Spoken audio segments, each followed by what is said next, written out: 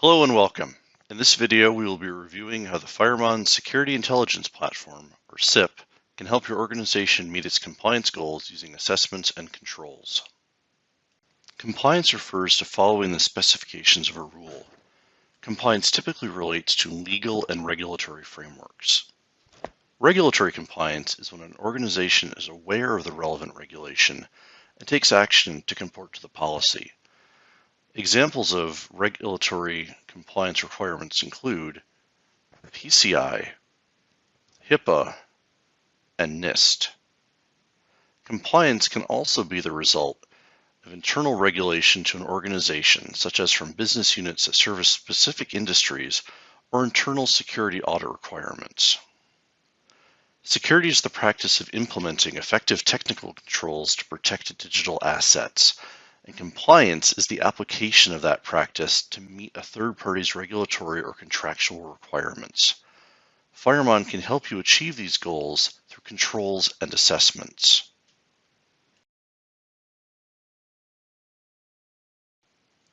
A control is a safeguard or countermeasure to detect, avoid, counteract, or minimize network device risks.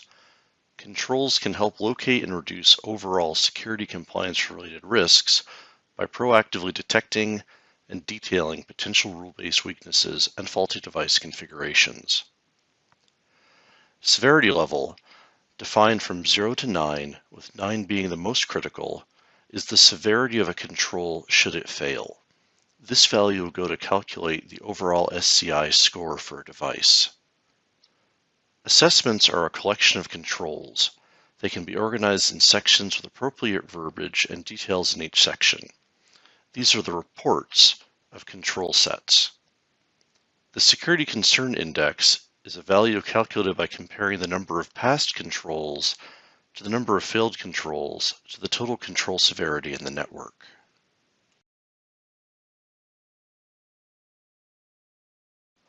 Compliance auditing begins in the administration module with the configuration of FireMon objects, which are then used in the creation of assessments and controls. There are 10 different types of controls available in the Security Intelligence Platform to help you meet your compliance goals. Allowed services. This control type verifies allowed and denied IP protocols, both inbound and outbound, on your network. Change window. This control verifies that changes made to the device complied with one or more of the approved change windows. Device property. This control verifies that a rule exists for a particular device requirement. For example, that a TCP timeout rule is set, or that the device matches a specific operating system version. Device status. This control type verifies whether a device's status monitoring for change, logs, and retrievals are all successful. Regular expression, or regex.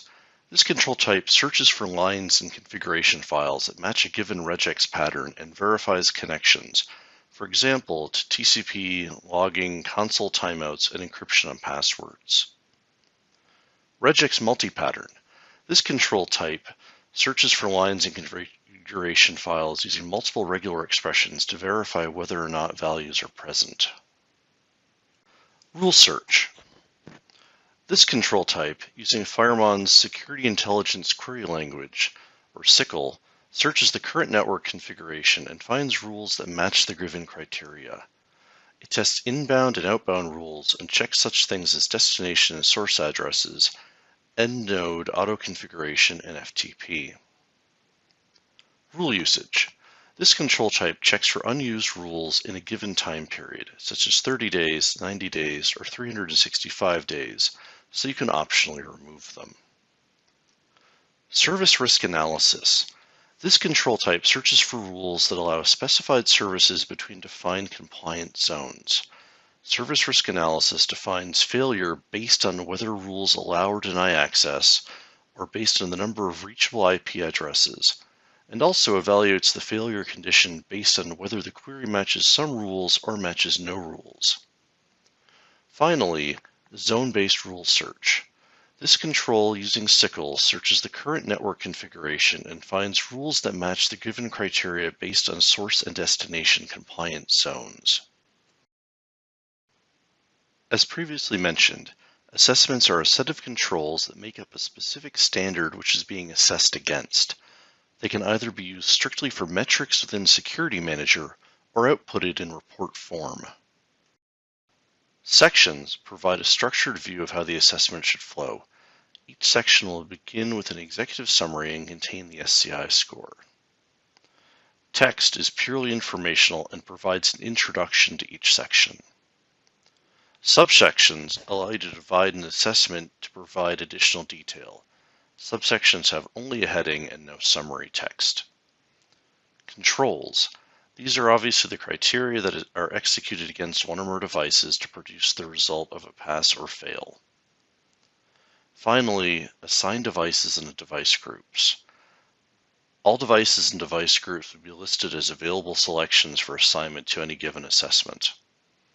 A device can be assigned to multiple assessments, as can a device group. The FireMon Best Practices Assessment, we can see each of the different assessment components. In the Assessment Builder section, we see 4 different sections: Access Control, Rule Review, Policy Quality, Rule Audit, and Logging. Each of these sections allow for appropriate controls to be organized underneath them. This also controls the formatting of the assessment report. Under Assignments, we see that a single device group has been added to this assessment, as well as 2 individual firewalls.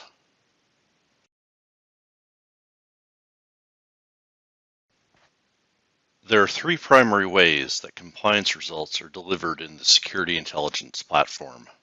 The first is on demand, where an ad hoc assessment report is created in real time against a device or device group.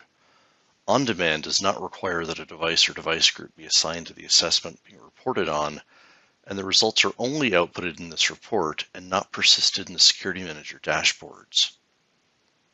The second type is scheduled, just like on demand, but here an assessment is generated at a scheduled date and time and emailed to a distribution list.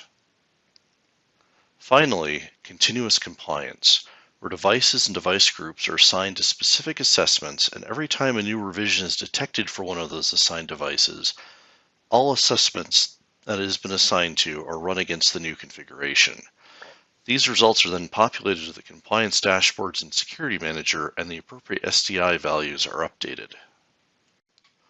In Security Manager, we can see the results of our continuous compliance in several places. The first is in the Compliance Dashboard.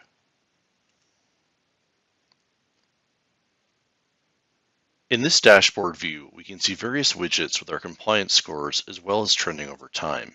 You can click on any of these widgets to drill down into the specific results, such as with critical control failures. Here I see all of the critical controls that have failed and on which firewalls they have failed on. Next, we have the Assessment Results page.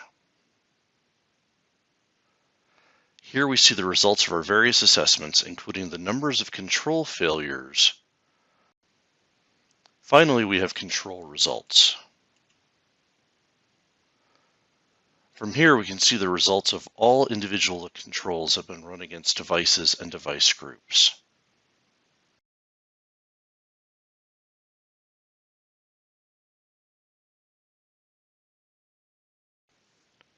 Thank you for watching. I hope that you have found this overview of compliance and controls to be educational. For additional detail on these topics and more, please visit the FireMon User Center at https://usercenter.firemon.com.